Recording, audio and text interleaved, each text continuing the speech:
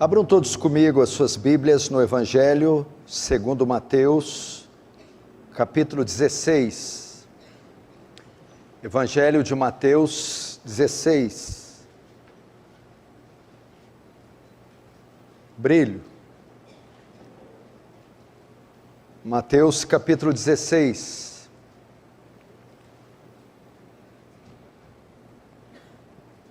Vamos ver o que diz a palavra do Senhor aqui.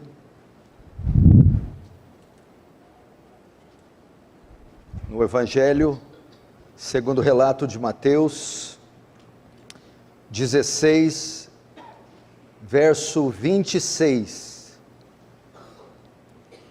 Diz assim: pois que aproveita o homem se ganhar o mundo inteiro e perder a sua alma? O que dará o homem em troca da sua alma? Deixa aberto aí. Queridos irmãos, vai regulando enquanto eu falo, João. Hoje eu subi aqui para falar a vocês com uma só preocupação: com a alma de vocês, com a eternidade de vocês, com onde vocês vão passar o resto da vida de vocês. O texto de Jesus é muito claro, muito enfático e muito confrontador.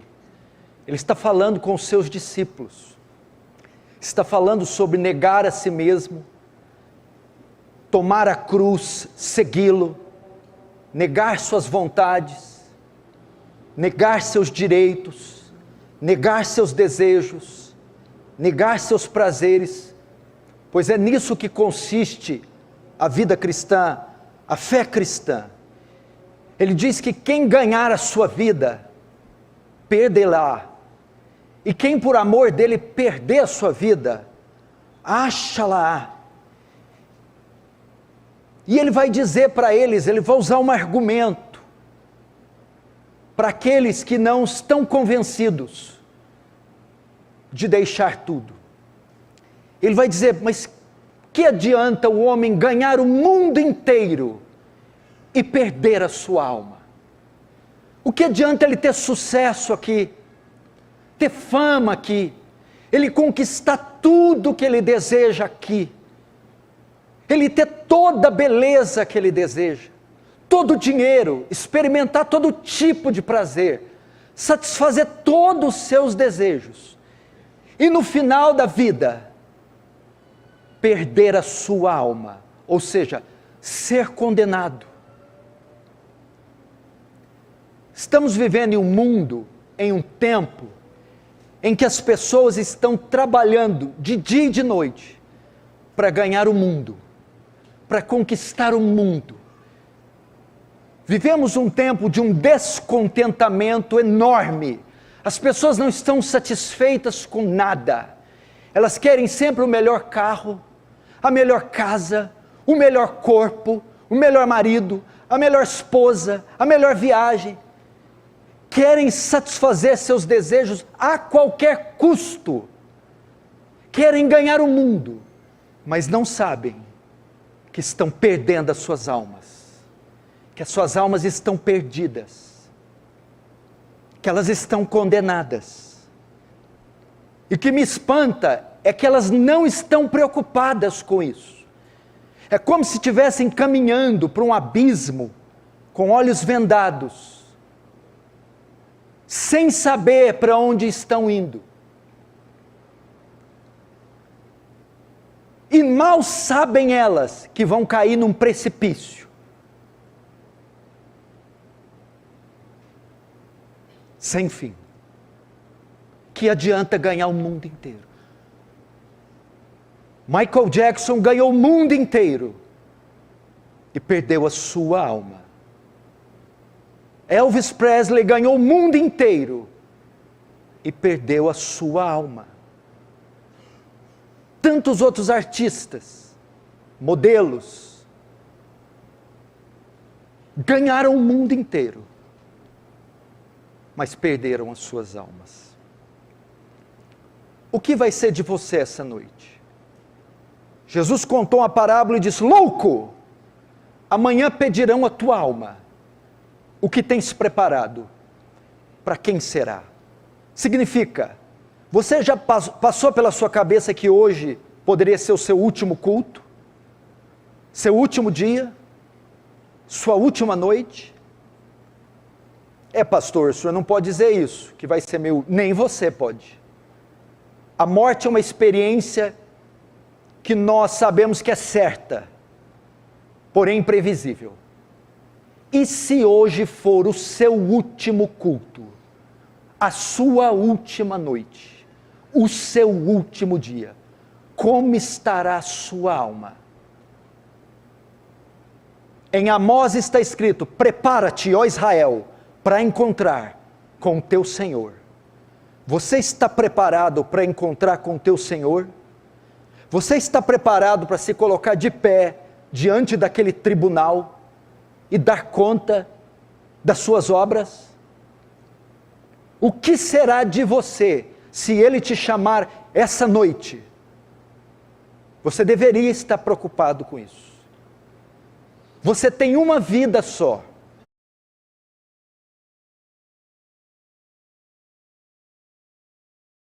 Deveria se preocupar com o que fazer dela e tirar um pouco dos olhos dessa vida, porque ela passa. Tiago chama essa vida de vapor. Você já abriu a tampa de uma panela quando está fervendo? Você já viu o vapor que sai? Quanto tempo dura aquele vapor da tampa da panela? Segundos. Moisés, no Salmo 90, diz que a vida é um conto ligeiro, é um breve pensamento, é como um capim que o sol seca e o vento sopra. Se a sua vida é tão breve, você não deveria preocupar com a parte dela que é eterna, com a parte imaterial e não só com a material, a física? Você já parou para pensar que daqui a uns anos o seu neto vai estar te dando banho?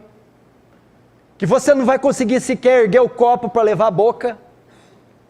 Que daqui a uns dias vão estar velando você e passou e seu nome vai ficar no esquecimento?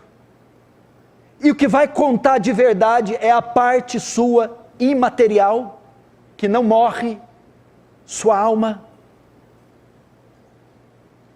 Não.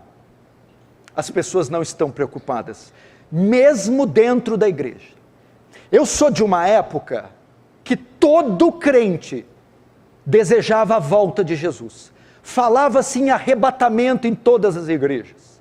As conversas dos crentes eram: Jesus vai voltar, Jesus vai arrebatar a sua igreja, Jesus vai nos buscar. Eu sou de um tempo que os crentes só falavam sobre céu e inferno, sobre vida eterna, onde as pessoas se preocupavam em evangelizar as outras e alertá-las do perigo. Irmãos, Jesus está voltando, pessoas se convertam. Hoje é um tempo de teologia coach. Desenvolva o seu melhor, seja feliz, o resto que se exploda. Busque teus sonhos. Não se importe com o que os outros pensem ou digam. É esse evangelho maldito, fajuto, barato. E as pessoas esqueceram da mente, o senso da eternidade saiu da mente delas. E o que está ocupando é o senso do terreno, do imediato, do aqui, do agora, do material. É o imediatismo, é o prazer a qualquer custo, é o hedonismo. O prazer por uma picada na veia, o prazer por uma pedra de crack, o prazer por um cigarro de maconha, o prazer pelo orgasmo imediato, pelo sexo, pelo casamento, divórcio, segundo, terceiro, quarto, quinto, pelo carro, a troca, beleza? A mudança cirúrgica, estética. É isso que se ensina, que se prega, e isso é a expectativa dos crentes atuais. Mas eu entrava em casa de cristãos na década de 90, 80, e via-se quadros com versículos. Quadro dos dois caminhos, a porta larga e estreita, quadros da Arca de Noé. hinos eram cantados em disco de vinil, hinos antigos, bíblicos. As irmãs oravam antes da refeição, liam textos, tinham temor, e todos esperavam a volta de Jesus e a salvação. Conheci um homem que na sua radicalidade dormia de social, com camisa de botão, abotoada até nas mangas. E eu perguntei: senhor Bento, por que o senhor dorme assim? E eu tinha 13 anos. Ele disse: se Jesus voltar, como é que eu vou me apresentar a ele? Claro que ele não tinha uma noção de como ele ia se apresentar, mas ele está mostrando com isso reverência. Hoje, você está preocupado com isso? Com o que Jesus disse? O que aproveita o homem ganhar o mundo inteiro e perder a sua alma? Ou ele pior, ele diz: o que dará o homem em troca da sua alma? Você esqueceu dos sinais? Você não está vendo a mudança desse mundo? Eu estou convencido que Jesus está voltando. Eu estou convencido que o mundo está passando por mudanças que não voltarão mais, e que isso são sinais das profecias. Jesus está voltando mais rápido do que você imagina. Essa presente era vai terminar.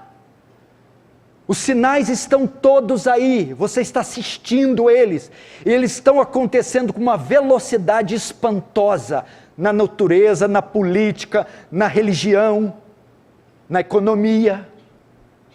Todos os sinais previstos em Daniel, em Isaías, em Mateus, em Tessalonicenses, em Apocalipse. E o que tem a ver Jesus voltar? A volta de Jesus é a redenção das coisas, juízo para os ímpios, redenção dos justos, a consumação dos séculos. O que vai adiantar todo esse tempo gasto nisso que você está gastando, quando Jesus voltar? O que vai adiantar o seu coração estar aplicado onde está aplicado dessa forma, se Jesus está às vésperas? Seria tolice, não seria tolice alguém gastar o seu dinheiro comprando um Cadillac, sabendo que daqui 20 horas viria um dilúvio varrendo a terra? Ele deveria estar preocupado em subir numa montanha alta, comprar um colete, ou se tivesse a arca na época de Noé, entrar na arca.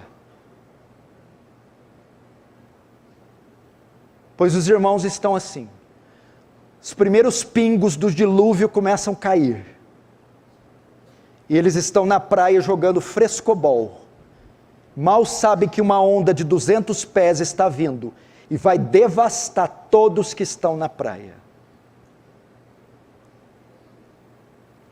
Quando fizeram o anúncio da pandemia do coronavírus, o que as pessoas fizeram?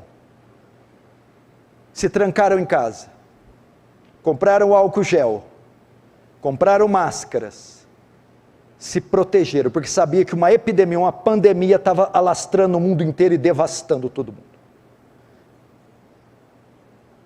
Se alguém fosse pego, ou se alguém desprotegido fosse se aglomerar, chamariam-lhe de louco, não é isso?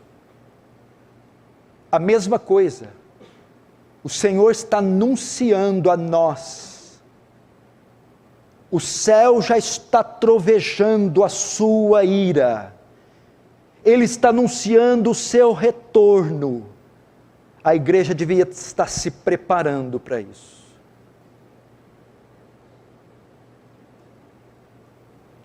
Não seria tolice gastar seu dinheiro, seu corpo, seu tempo, suas convicções, seus talentos, seus dons, com aquilo que não vai refletir na eternidade, se ela está a um passo de nos alcançar? Como está a sua vida? Você diz: não, mas eu entrei aqui cheio de sofrimento, problemas, dívida, tristeza. Não, você não entrou aqui assim. Você não sabe o que é sofrimento. Sofrimento não é dívida. Sofrimento não é doença. Sofrimento não é divórcio. Sofrimento não é ficar sozinha querendo marido. Sofrimento é o pecado. Esse é o grande mal da sociedade. E essa é a grande causa de é a origem de todo o sofrimento. E as pessoas estão colocando os olhos na coisa errada. Critica o governo, critica o salário mínimo, critica a professora, critica isso, critica aquilo. A origem de tudo que é ruim é o pecado. O seu grande problema essa noite é o pecado. Você herdou o pecado de Adão. Esse é o seu grande mal. Você precisa abrir seus olhos para isso. A palavra pecado no grego quer dizer hamartia, quer dizer perda da marca ou errar o alvo. Nós erramos o alvo, nós estamos aquém daquilo que Deus determinou. Nós erramos, nós não conseguimos acertar com Deus.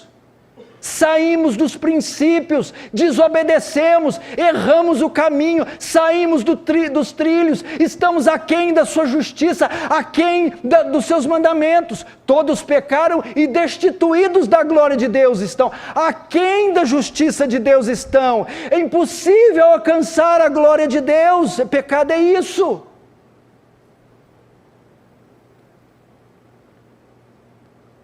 Nós erramos o caminho, erramos o alvo, falhamos em cumprir sua lei, em obedecê-lo, em andar debaixo do seu elevado padrão.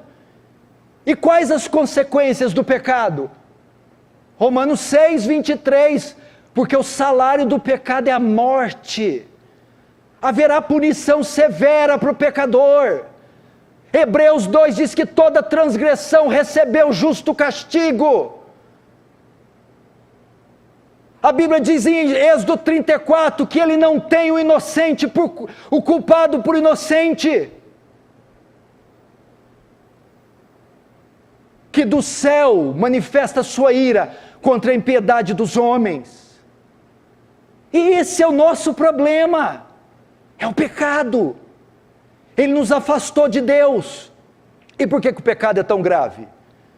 Por causa da sua santidade. Deus não é como nós, Salmo 50. Deus é santo. Santidade fala de duas coisas. Primeiro, da impecabilidade de Deus. Não há mancha em Deus, não há erro em Deus. Deus é puro, intensamente puro, livre de mancha, mácula, iniquidade ou pecado. Deus não pode pecar, Ele é puro. Abacuque 1,13 diz: tu é tão puro de olhos que não pode contemplar o mal, não pode, ele tem aversão ao impuro, aversão ao mal. E segundo, santidade fala da sua perfeição moral. Não há erro em Deus, equívoco em Deus, falha em Deus. Ele é perfeito em tudo que é e tudo que faz, e é intensamente puro. E uma terceira coisa, a santidade, ele é distinto na categoria dele, só existe ele. Portanto, o pecado é grave, que o pecado é uma ofensa a esse Deus puro, impecável, justo, perfeito. Quantos pecados bastaram para ele banir Adão e Eva do Éden? 5, 10, 15, 1000? 1.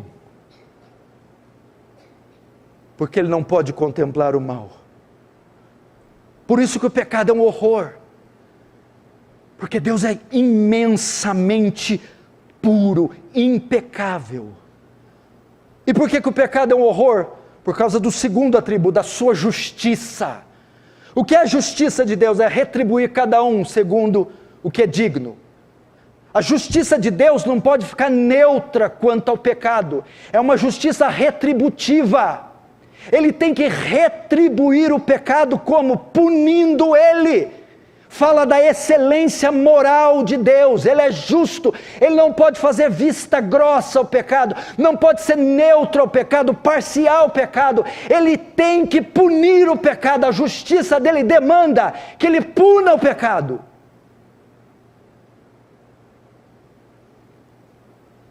Ela não é neutra. Ela não é como a nossa Suprema Corte. Ela é digna da mais alta honra. Por isso ele tem que punir. E quem ele vai punir? Romanos 3, 23. Todos pecaram. Todos. Todos inclui quem? Eu. Você. Todos os homens. Esse dia está chegando. De Deus requerer contas de cada pecado praticado pelo corpo. Seremos julgados por ações, palavras, pensamentos e omissões. O que você fez, o que você falou, o que você pensou e o que você deixou de fazer. O julgamento vai passar por essas 4 fases. Você já parou para pensar? Existe um livro, Malaquias 3 diz, que chama livro memorial. Ele vai ser aberto no dia do juízo. É o livro dos registros de Deus. Toda a nossa vida vai estar registrada. Nossos atos, palavras, pensamentos, omissões. Esses livros vão se abrir e vão ser escancarados diante do tribunal. As nossas obras ocultas serão todas reveladas. Ninguém vai poder esconder nada do justo juiz. Porque a Bíblia diz que todas as coisas estão nuas e patentes diante daquele que temos que tratar. Nada está oculto a Deus. E estes livros dos registros serão todos abertos e folheados naquele dia. Se nós não chegarmos naquele tribunal com o nosso advogado de defesa, seremos condenados.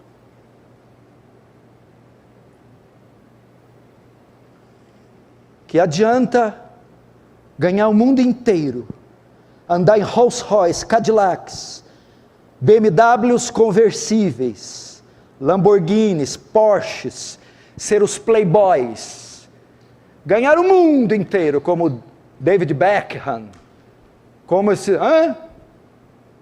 E a sua alma está falida, pútrida, podre, carcomida, caiada. O que adianta? Você não deveria se preocupar com ela? Paulo em 2 Coríntios 13, 5 diz assim: examine-se para saber se você está na fé. O que esse texto quer dizer? Faça uma avaliação para saber se você é salvo. Faz um exame, é uma ordem, e é uma ordem para a igreja. Examine-se a si mesmo para saber se está na fé. Examine a sua conversão, avalia ela. Avalie a sua salvação. Avalie se você morrer hoje, você entra na vida ou entra na morte. Veja seus atos, olha para o seu coração, ele tem amargura, ele tem ídolo, ele tem crítica, ele tem ranço, ele tem rancor, ou é um coração maleável, quebrantado, perdoador, puro. Olha para o teu coração, tem um espaço aí que só Cristo ocupa. Veja a sua postura, se ela condiz com o que a Escritura ordena que um cristão ande. Você fala como a Bíblia manda um cristão falar, age como a Bíblia manda um cristão agir, usa seu dinheiro como a Bíblia manda usar. Você tem vínculo com a igreja como a Bíblia manda ter, sua mente é pura como a Bíblia manda ela ser. Avalia. Jesus disse, pelos seus frutos os conhecereis. Colhe-se figo de abrolhos, ou uvas dos espinheiros. Portanto, uma árvore má não pode dar bom fruto, nem uma árvore boa pode dar um mau fruto. Você já viu algum pé de laranja dar limão? Quem já viu? Quem já foi lá e chacoalhou um pé de laranja e caiu limão? E quem já viu um pé de abacate dar melancia? Limoeiro dá limão, laranjeira dá laranja. Crente dá bom fruto, dá fruto de crente.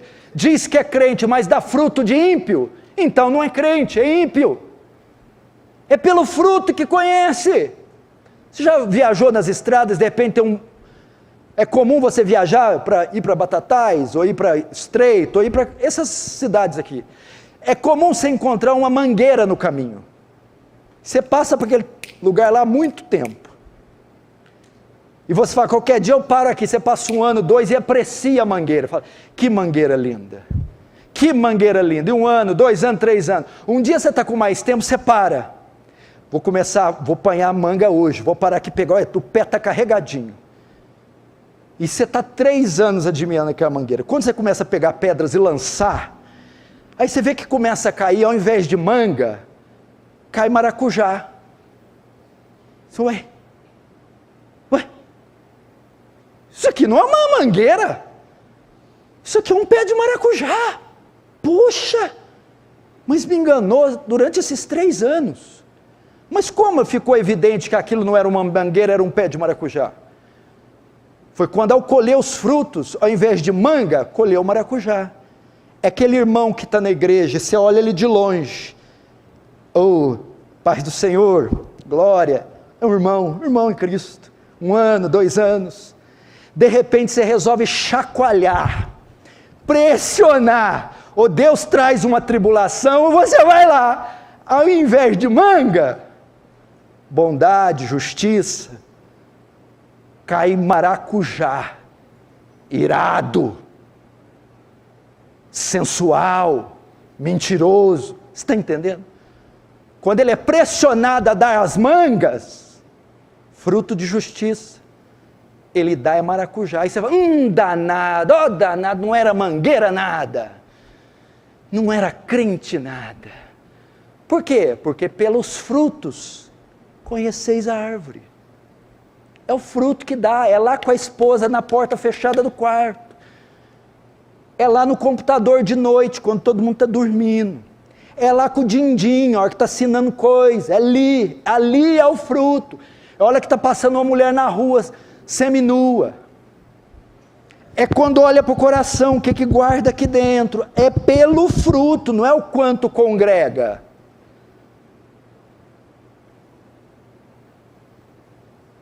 Eu lembro de um pastor antigo que falava para mim, crente você conhece quando a cadeira cai no pé. Sabe quando a cadeira de madeira rústica cai no dedão? Tum! Ali você vai saber se ele é crente ou não. É o que eu estou dizendo.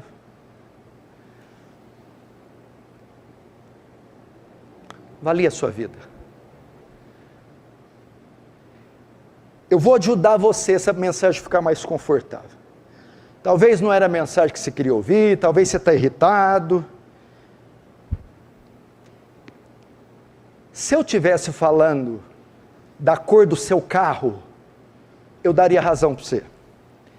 Se eu estivesse falando do babadinho do seu vestido, que você vai decidir que cor que é, se é de linho, se é de seda, você tinha razão.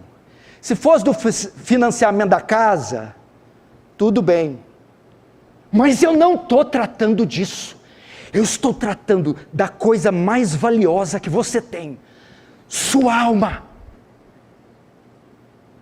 E essa vai passar a eternidade, ou no céu, ou no inferno.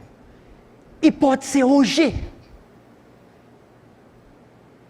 Não convém então levar a sério essa mensagem?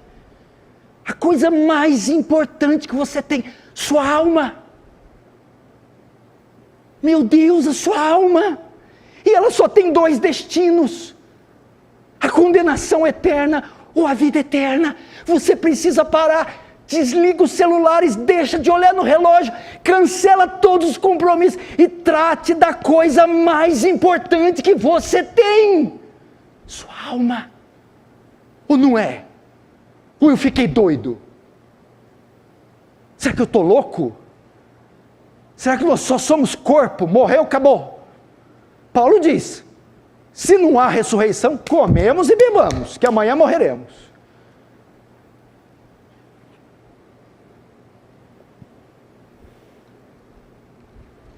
Você não vai sair daqui hoje sem a sua salvação. Eu sei que tem gente sentada aqui que não é salva. É claro que não é. E talvez você que não é, saiba que não é. Vai ficar relutando até quando? Será que Deus não marcou este culto hoje?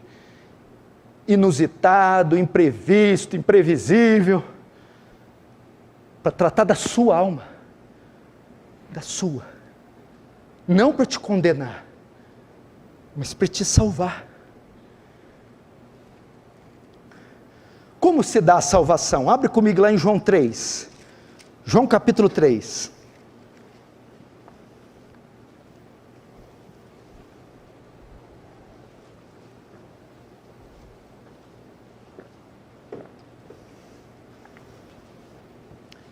Verso 16, diz assim: porque Deus amou o mundo de tal maneira, que deu seu Filho unigênito, para que todo o que nele crê não pereça, mas tenha a vida eterna.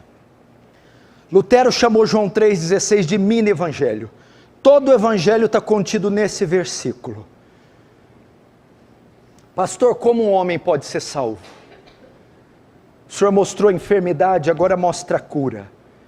Eu mostrei a doença, agora eu quero mostrar o remédio. Tem alguém dentre nós aqui que está interessado em sua alma? Que enquanto eu falava, abriu o coração e disse: eu não quero sair daqui sem passar da morte para a vida. Eu não quero sair daqui sem o perdão dos meus pecados. Você vai pegar um pouco a sua arrogância, orgulho e prepotência religiosa de 65 anos de crente e vai deixá-la de lado. E como uma criança vai se humilhar aos pés do Salvador, dizendo: eu preciso da cura, não das minhas doenças, mas dos meus pecados. Eu preciso da vida eterna. O texto começa falando do autor da salvação. Quem é o autor da salvação? Qual é a origem da salvação? O texto diz: porque Deus. Começa com Deus. Deus é o autor da salvação. Jonas 2,9 diz: de Deus vem a salvação. É um presente de Deus. É uma obra voluntária de Deus. É Deus quem salva. Isso não está no nosso poder. Não está nas nossas mãos. Isso não é terreno, é divino, não é humano, é sobre-humano. É uma obra que compete só a Deus. E Deus quis salvar. Vim dele. Agora, qual a razão da salvação? O autor Deus, a razão, o amor. Porque Deus amou. É o amor de Deus. Deus salva os homens baseado em seu amor. Em seu amor por nós. O que motivou Deus a salvar o homem, ou o que motiva Deus salvar um pecador, é o seu amor que Ele tem pelo pecador. Isso deve nos constranger. Porque Ele diz: Deus amou o mundo. Mundo que tem duas conotações. Primeiro, o mundo fala do sistema. Por que para salvar Ele teve que amar? Porque mundo não fala de pessoas boas, fala de pessoas más. Ele não salvou anjinhos, Ele salvou víboras, facínoras, homens maus como eu e você. Paulo diz que pode até ser que alguém morra por alguém bom, mas Jesus morreu por maus. Ele amou gente má, Ele amou pessoas ruins, Ele amou pecadores, e a base da salvação é o seu amor. Terceiro, qual a extensão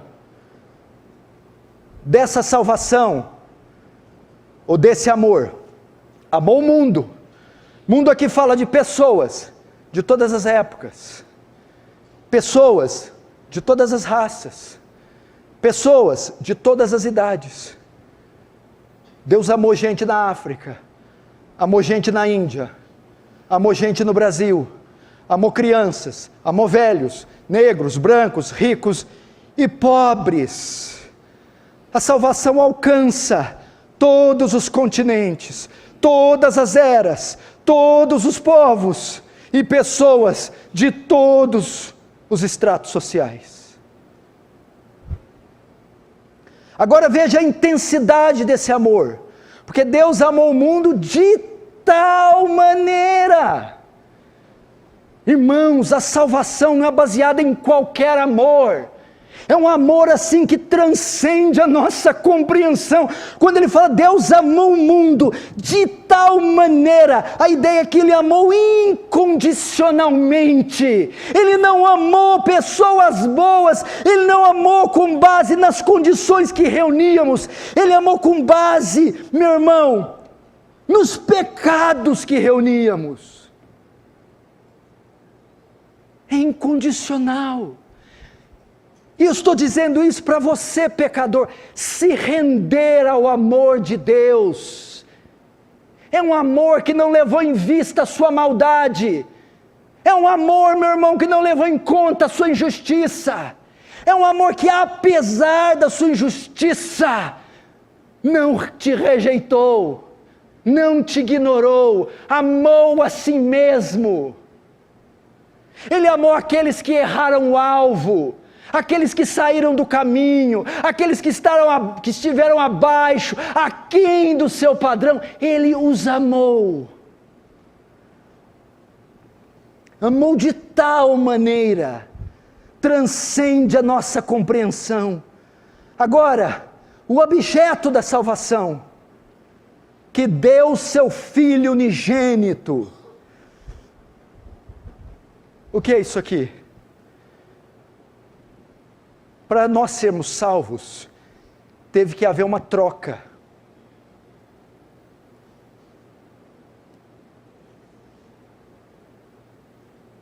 Teve que haver um pagamento. Ela é pela graça, mas não foi de graça. E tem um ponto que a salvação pode ser dita que ela é por obra, sim. Pelas obras de Cristo. Para nós sermos salvos, outro tinha que assumir o nosso lugar, nossos pecados, nossa culpa e pagar por eles. Isso aqui aponta para o que? A salvação não é meritória, ela não vem por obra, senão não haveria necessidade de Cristo morrer. Pela graça sois salvos, por meio da fé. Isso não vem de vós, é dom de Deus, não vem de obras, para que ninguém se glorie. O objeto da salvação é o Cordeiro de Deus. A lei de Moisés diz que para cobrir o pecado, um animal tem que ser sacrificado, para que o sangue do animal expie, cubra, perdoe os pecados. Vem Cristo, não um cordeiro, mas o Cordeiro, e derrama seu sangue para o nosso pecado ser expiado. Ele teve que dar uma oferta pelo nosso pecado, para cobrir nosso pecado. E qual oferta foi? O seu Filho se fazendo homem, se fazendo maldição, se fazendo pecado. E aqui entra também de tal maneira. Você quer medir o amor de Deus? O tamanho dele? Vamos dar um exemplo aí. Você não vai levantar a mão. Vamos supor que você ama alguém. As mulheres casadas, os maridos. Os homens casados, as mulheres. Os meninos, os pais. Você ama muito esse pai? Amo. Você ama muito esse marido? Amo. Você ama muito essa mãe? Amo. Vamos supor que você fica grávida. E você dá à luz um menininho, ou uma menininha bonitinha. Tanto você que é velho, novo. Você ama tanto esse pai, esse marido, que para ajudar ele, você pega esse bebê de 3 meses e sacrifica ele. Capite? Você tem ideia teria que ser muito amor, para você pegar esse filho,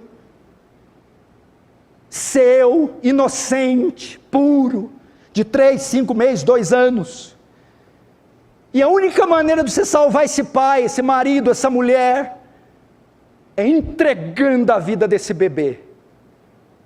E você ama tanto esse homem, essa mulher, esse filho, que você entrega. Deu para entender? Foi isso que Deus fez. Pegou o seu filho único. O amor foi tamanho por esses pecadores, que Ele ofertou o seu filho, deu ele para ser sacrificado. Tem ideia? É pouco amor isso? É pouco amor? E detalhe, você daria esse bebê para um homem que te ama, teu marido, teu filho, tua mulher. Deus deu seu filho, não foi para alguém que o amava, foi para alguém que o odiava. Eu e você. Não foi para amigos, foi para inimigos. Tornando o amor maior ainda. Foi nessa proporção que Ele amou. Agora a condição da salvação. Para que todo aquele que nele crê. Deus amou o mundo de tal maneira que deu seu Filho unigênito. A origem da salvação, Deus. A causa da salvação, o amor. A extensão da salvação, o mundo. O objeto da salvação, o Filho. A intensidade da salvação, de tal maneira. A condição, todo aquele que nele crê. A fé é o braço que recebe o presente de Deus, salvação. A fé é a ferramenta que se apropria da obra gratuita. Pela graça sois salvos. Salvação pela graça. Por meio da fé. A fé é o braço que estende a Deus e diz: me dê a salvação. Me dê. Qual é a condição? Você tem que crer, meu irmão. Você precisa crer, meu irmão. Você que está hoje aqui é chamado a crer, meu irmão.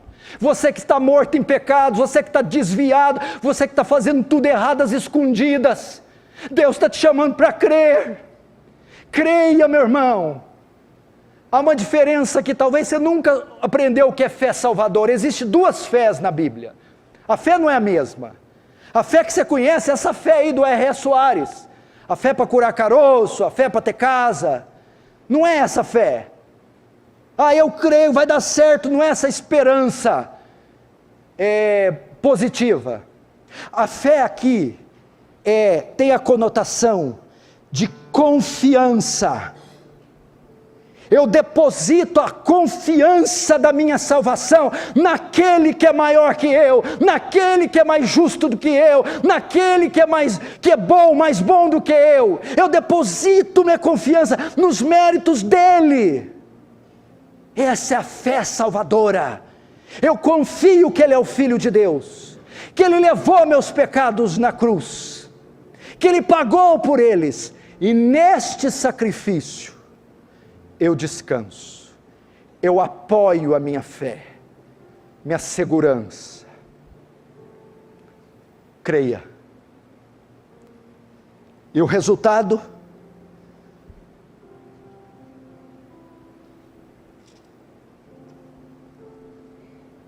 Para aquele que nele crê, não pereça, mas tenha a vida eterna. Misericórdia e graça. Para aquele que crê, não pereça, não receba o que merece, o castigo, misericórdia, e receba o que não merece, a vida eterna, graça. Graça e misericórdia disponíveis para aquele que crê. É assim que um homem entra na vida. Há alguém aqui nessa condição hoje? Pense novamente, se for hoje o seu último dia, como está a sua vida? Você é uma ovelha ou você é um bode? Joio ou trigo? Virgem nécia ou virgem prudente? Eu não estou dizendo quantos anos você já batizou, quais igrejas você passou, não é nada disso. Você é uma nova criatura, você nasceu de novo, foi regenerado, o Espírito Santo habita em você. Você pratica obras de justiça, tem amor pela verdade, ódio pelo pecado, ódio pelo mundo, vive uma vida pura. Se você entrou aqui sem essas características, você não precisa sair sem elas. Deus pode te conceder isso hoje. Como você deve chegar até Ele? A prostituta chegou diante dele e confessou seus pecados aos seus pés, se arrependeu e creu. O tempo está cumprido, o reino está próximo, arrependei-vos e credes. Vá diante dele e confesse seus pecados. Eu não sou bom como deveria ser, justo como deveria ser, eu falhei em te obedecer e te servir, eu olhei para a lei moral, os 10 mandamentos e quebrei todos eles, mereço a punição, mas eu me arrependo de ser a mulher que eu fui todos esses anos, o homem que eu fui todos esses anos, eu me arrependo. Veja só, arrependimento bíblico não é arrepender de um ato, é de um estado. Não é arrepender do que você fez, é arrepender de quem você é. Não é de um ato isolado, arrependo do que eu fiz ontem, não, arrependo do homem que eu fui todos esses anos. Não é arrepender do que você faz, é arrepender do que você é. Entendeu?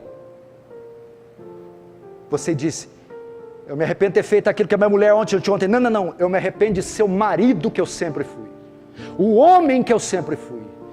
Eu me arrependo do meu estado. Essa é a ideia. Se arrepende. Se arrepende. E segundo, fé. Debruce-se naquela cruz, aos pés dela, e diz, eu creio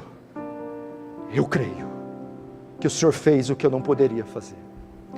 Se você fizer isso, e o Espírito Santo te conduzir, hoje, não é amanhã, hoje você é salvo, agora, aqui neste culto, você passa da morte para a vida. O Espírito Santo regenera você, chama você. Fecha os olhos, curva a sua cabeça. Você vai falar com Deus agora.